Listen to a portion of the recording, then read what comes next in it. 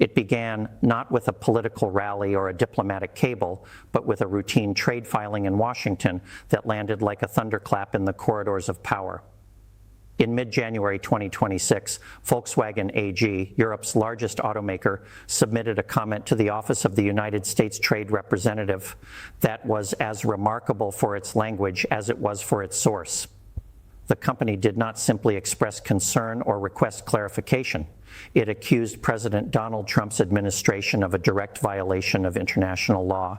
The 25% tariffs on Mexican and Canadian automotive goods, Volkswagen asserted, breached the binding side letters of the United States-Mexico-Canada Agreement, a pact that Trump himself negotiated and hailed as a historic victory for American workers during his first term.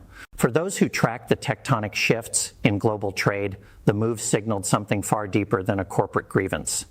The Volkswagen filing was a declaration that the post-war transatlantic economic relationship, built on treaties and predictable dispute resolution, was now in open warfare.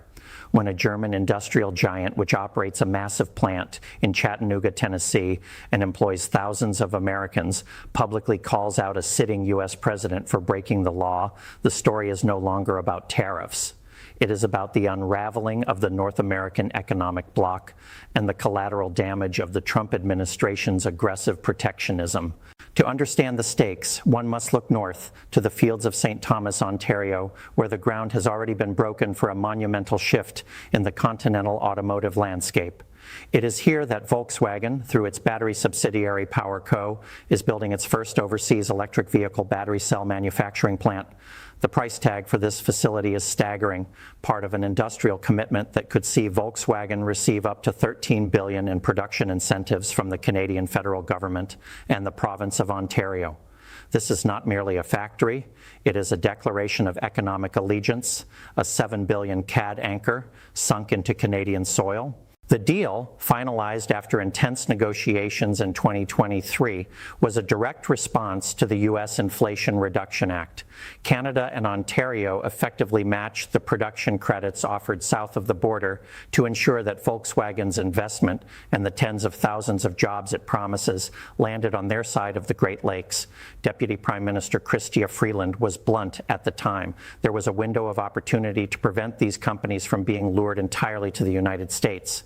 By guaranteeing up to $45 per kilowatt hour in performance incentives, Ottawa placed a massive bet that the future of the electric vehicle supply chain would run through Canada. The political symbolism of that bet is now impossible to ignore. Just as Trump was preparing to re-enter the White House with a mandate to tear up the rulebook, Canada was cementing itself as the preferred partner for German industry. The Volkswagen deal, alongside a parallel agreement with Stellantis for a $5 billion facility in Windsor, effectively creates a tightly integrated Canadian-German EV axis. This is the kind of industrial policy that Trump respects, but it is happening outside his direct control, and it is happening in a country he has repeatedly targeted for trade wars. The chaos in the American automotive sector is already visible in the spreadsheets of the major manufacturers. Volkswagen reported an operating loss of $5.8 billion in the third quarter of 2025, with billions more attributed directly to tariff-related losses. Its U.S. sales declined 13% for the full year, with a catastrophic 19.8% drop in the final quarter. When a company loses nearly $6 billion, its patience with political posturing wears thin.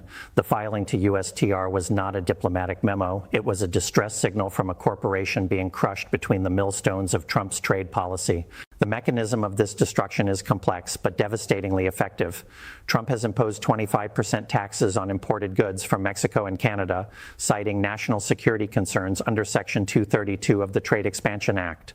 While exemptions have been granted for the U.S. content of qualifying vehicles, the effective duty rates on automotive goods from these two critical trading partners now hover around 10%, a historic high for a region that was, until recently, a tariff-free zone. For companies like Volkswagen, which have spent billions restructuring their supply chains to comply with the USMCA's strict rules of origin, this is not just a cost, it is a betrayal of the deal they were sold. The numbers tell a story of a supply chain in agony. According to federal trade data, the industry is facing costs that run into the tens of billions. Ford, General Motors, and Stellantis have all warned that the current tariff burden is unsustainable. But it is Volkswagen that has taken the extraordinary step of using the language of legality. These letters were negotiated by the first Trump administration, ratified by Congress, and relied upon by the auto industry, wrote Anna Schneider, a Volkswagen vice president, reminding the world that the deal Trump is now breaking was once his crowning achievement. Inside the Beltway, the response has been a study in political paralysis. The USMCA is due for a legally mandated review in 2026, and the industry is desperately trying to keep the agreement intact. The Detroit 3 automakers, through their lobbying arm, the American Automotive Policy Council, have urged the administration to preserve the existing framework. They argue that the USMCA already has the strongest content rules of any U.S. trade agreement, and that making them stricter would only harm American consumers and workers. But their pleas have been met with silence from a White House that views tariffs as both a weapon and a philosophy. The irony is bitter. The USMCA was supposed to be the solution to the perceived failures of NAFTA. It raised the regional value content for vehicles to 75%, introduced labor value content rules requiring that 40 to 45% of a vehicle be made by workers earning more than $16 an hour, and mandated that 70% of steel and aluminum come from North America. Automakers restructured their entire North American operations to meet these thresholds. Now, having jumped through every hoop, they find themselves facing tariffs anyway. It is a classic case of moving the goalposts after the game has been played. In Canada, the reaction to the Volkswagen filing has been one of quiet vindication. Officials in Ottawa have long argued that the only way to deal with the Trump administration is to build economic moats and drawbridges. By securing the Volkswagen battery plant, Canada has ensured that it remains an indispensable part of the North American supply chain, regardless of the political weather in Washington. If Trump wants to build cars with American batteries, he will need Canadian materials and Canadian partnerships. The $13 billion incentive package was not a gift to Volkswagen. It was an insurance policy against exactly the kind of chaos now unfolding. But the story takes an even more geopolitical turn when one examines the intricate dance occurring between Ottawa, Berlin, and Seoul. Sources familiar with high-level negotiations have revealed that Canada is leveraging its massive defense procurement, specifically a 60 billion Canadian dollar contract for 12 new patrol submarines, to extract further automotive investment. Canada has reportedly asked both Germany and South Korea to secure commitments from their auto giants to expand production in Canada in exchange for the lucrative submarine deal. This is statecraft at its most raw. The Globe and Mail reported that Ottawa explicitly requested that Germany beef up Volkswagen-related auto industry production in Canada. While Volkswagen has since distanced itself from direct involvement in the submarine bid, insisting its battery plant investment is an independent decision based on electrification strategy, the message from Ottawa is clear. Access to Canadian government contracts is now tied to industrial investment on Canadian soil. For Germany, this represents a golden opportunity to deepen its foothold in North America while bypassing the chaos of the U.S. border. The contrast between Volkswagen's aggressive posture toward Washington and its cooperative stance with Ottawa is instructive. In Canada, the company is a partner in a long-term industrial strategy, supported by predictable incentives and stable governance. In the United States, it is a victim of unpredictable tariff swings and political retribution. For a global corporation planning investments that will last decades, the choice of where to place its bets becomes obvious. The St. Thomas plant is just the beginning. Industry insiders suggest that if the USMCA review goes badly, Volkswagen could pivot even more of its North American production to Canada. The human cost of this trade war is already being felt on the factory floors of the Midwest and the Rust Belt. Suppliers who operate on razor-thin margins are being squeezed by tariff costs they cannot pass on to automakers. Dealerships are seeing inventory pile up as prices rise and consumer demand falters. The average American car buyer who voted for a president promising to lower prices is now facing the reality of a market where cross-border supply chains have been deliberately gummed up. Analysts at Evercore ISI estimate that a 10% increase in Mexican tariffs alone could reduce earnings per share at General Motors by 20%, a hit that would inevitably lead to layoffs and plant closures. What makes the Volkswagen accusation so damaging for the White House is the precision of its legal argument. The USMCA side letters specifically address the conditions under which Section 232 tariffs can be applied to automotive goods from Canada and Mexico. By imposing these tariffs without triggering the exceptions, the administration has created a constitutional crisis within the trade agreement. Trade lawyers are already sharpening their pencils for a wave of litigation that could tie up U.S. trade policy for years. Whether the administration can cite national security to override a treaty it signed is a question that may ultimately be decided by courts or by international tribunals. The international response has been muted in public but furious in private. European Commission officials have watched the disintegration of North American trade integration with a mixture of horror and strategic calculation. On one hand, a weaker U.S. manufacturing sector is an opportunity for European exports. On the other hand, if the U.S. can so casually discard a trade agreement with its closest neighbors, what value do any of its treaty commitments hold?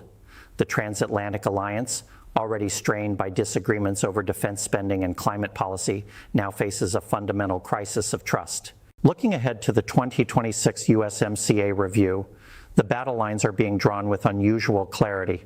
The UAW, which has endorsed Trump's tough-on-trade rhetoric, is calling for even higher tariffs on Mexican production, arguing that Mexico exports far more vehicles to the U.S. than it consumes. The union wants a build here to sell here mandate that would effectively cap Mexican production. The Detroit automakers, terrified of disrupting their integrated supply chains, are pleading for stability. And Volkswagen, speaking for the foreign transplants that now form a massive part of the U.S. auto industry, is warning that further restrictions will destroy investment and kill jobs. If the USMCA collapses or is significantly weakened, the consequences for North America would be catastrophic. The auto industry is not like other industries. It is a web of just-in-time delivery systems that cross borders multiple times before a car is assembled. An engine made in Mexico might go into a transmission assembled in the United States, which is then installed in a vehicle in Canada. Tariffs at every border would multiply costs exponentially. The 25% tariff that Volkswagen is fighting is not just a tax on finished cars, it is a tax on every nut, bolt, and wire that moves across the continent. There is a growing sense among trade experts that the Trump administration has miscalculated. By targeting Canada and Mexico, it has driven them closer together and pushed them to seek alternatives to U.S. dominance. The Volkswagen deal is proof that Canada can attract world-class investment without relying on the U.S. market as a pass-through. If other industries follow suit, the United States could find itself isolated in its own hemisphere, watching as supply chains reroute around its tariff walls. Blake Harden, a trade policy expert at EY, notes that the industry feedback process is still important because it gives companies a chance to explain the real-world consequences of policy to officials who may have never set foot on a factory floor. For President Trump, the Volkswagen challenge presents a political dilemma. Doubling down on tariffs appeals to his base, which views any criticism from foreign companies as proof that he is hurting the right people. But the economic reality is that auto plants in Ohio, Michigan, and Pennsylvania, the very states that delivered him the White House, are vulnerable to retaliation and supply chain disruption. If Volkswagen follows through on its threats to reconsider U.S. investment, the jobs lost will be American jobs. The 2026 review will force him to choose between his instincts and his voters. The situation is further complicated by the financial performance of the automakers themselves. Volkswagen's $5.8 billion loss is a staggering figure, but it is not alone. Stellantis has seen its stock hammered by tariff fears, losing nearly 5% in a single day of trading following Trump's tariff announcements. Ford and GM have both revised earnings guidance downward. The cumulative effect is a sector in retreat, pulling back on investment, just as the transition to electric vehicles requires massive capital infusions. The irony is that Trump's policies, intended to revive American manufacturing, may actually cede leadership in the next generation of automotive technology to Asia and Europe. The Canadian submarine deal adds a layer of intrigue that feels ripped from a le Carré novel. A 60 billion Canadian dollar contract for 12 submarines with a lifespan of more than 50 years and a total life cycle value exceeding $100 billion is being used as leverage to reshape the North American auto industry. South Korea's Hanwha Ocean is competing against Germany's TKMS, and Canada is playing them off against each other. But the real prize for Ottawa is not the submarines. It is the commitment from Hyundai or Volkswagen to build cars and batteries in Canada. If successful, this would represent a masterstroke of industrial policy using defense spending to achieve civilian economic goals. Volkswagen's denial of direct involvement in the submarine bid should be read carefully. The company says its battery plant investment is an independent decision made as part of the group's electrification strategy. That is certainly true. But it is also true that the Canadian government is now using that investment as a template for future deals. If Volkswagen benefits from a stable, investment-friendly environment in Canada while watching its U.S. operations struggle under tariffs, the company's future investment dollars will flow north. No formal linkage is required. The market signals are clear enough. As the months tick toward the USMCA review, the automakers are running out of time to make their case. The filings submitted in January 2026 will form the basis of negotiations that will determine the shape of the North American auto industry for a generation. Volkswagen has drawn a line in the sand, publicly accusing the president of violating the law. The Detroit Three have chosen a more diplomatic path, urging preservation and caution, but all of them know that the window for a negotiated solution is closing. If the review fails, the result will not be a return to the status quo. It will be a trade war with no exit ramp. The global implications extend far beyond the auto sector. If the USMCA cannot hold, what hope is there for other trade agreements? The World Trade Organization is already sidelined, its dispute settlement system paralyzed by U.S. obstruction. The Trans-Pacific Partnership is dead. The EU-U.S. trade talks are frozen. In their place is a world of ad hoc deals, tariff threats, and economic nationalism. For multinational corporations, this is a nightmare scenario. For countries like Canada, it is a call to arms, a realization that economic security now requires active industrial policy, not just free trade. In the boardrooms of Wolfsburg, the calculus is brutally simple. Volkswagen has a battery plant in Canada, a massive assembly plant in Mexico, and a key facility in Tennessee. It is the most North American of the European automakers, but the current U.S. trade policy treats that integrated footprint as a liability rather than an asset. If the tariffs remain, Volkswagen will have no choice but to adjust its supply chain to minimize exposure to the U.S. market. That means more investment in Canada, more integration with European suppliers, and less reliance on American components. The loss to the U.S. economy would be measured in billions of dollars and tens of thousands of jobs. The tragedy of this moment is that it was entirely predictable. When Trump renegotiated NAFTA, he created a framework that balanced the interests of all three countries. The USMCA was not a perfect deal, but it was a deal, a set of rules that allowed businesses to plan and invest. By tearing up those rules unilaterally, Trump has introduced an uncertainty that no business can tolerate. The $7 billion Volkswagen bet on Canada is a direct consequence of that uncertainty. It is a hedge against American unpredictability, and it is a bet that will pay off for Canada for decades. As the sun sets on the St. Thomas construction site, the outlines of the PowerCo battery plant are already visible against the Ontario sky. It is a monument to German engineering, Canadian industrial policy, and the shifting sands of global trade. Thousands of workers will staff this facility, building the batteries that will power the next generation of electric vehicles. None of those batteries will cross the border into the United States without facing a tariff, but they will power cars built in Canada and cars exported to Europe and cars sold in Asia.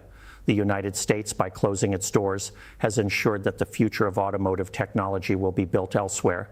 The Volkswagen filing at USTR may be remembered as the moment the tide turned. For years, corporations hesitated to challenge Trump directly, fearing retribution on social media or in regulatory actions. But Volkswagen's financial losses left it with nothing to lose. By calling out the violation in precise legal terms, the company has given cover to others to speak more frankly. It has also provided a roadmap for legal challenges that could ultimately force the administration to back down or face years of litigation. Whether that will matter before the 2026 election is an open question. In the final analysis, The story of Volkswagen's $7 billion Canadian deal is not really about batteries or subsidies or even tariffs. It is about the nature of power in the 21st century. For decades, the United States could dictate terms to its neighbors because it was the only game in town. No longer. Canada found a partner in Germany, a fellow mid-sized power with a world-class industrial base. Together, they built a deal that serves both their interests. The United States, consumed by its own political dramas, was left on the sidelines. It is a lesson in what happens when a superpower forgets that alliances require maintenance, not just dominance. The road ahead is fraught with danger. If the USMCA review fails, the integrated North American auto industry could fracture along national lines. Plants would close, workers would be laid off, and the competitive advantage that allowed Detroit to compete with Asia would vanish. But if the review succeeds, it will be because the industry finally convinced the president that tariffs are not a weapon, but a boomerang. They always come back to hurt the one who throws them. Volkswagen's public stand may be the catalyst that forces that conversation. For the sake of the workers and communities that depend on this industry, one can only hope it is not too late.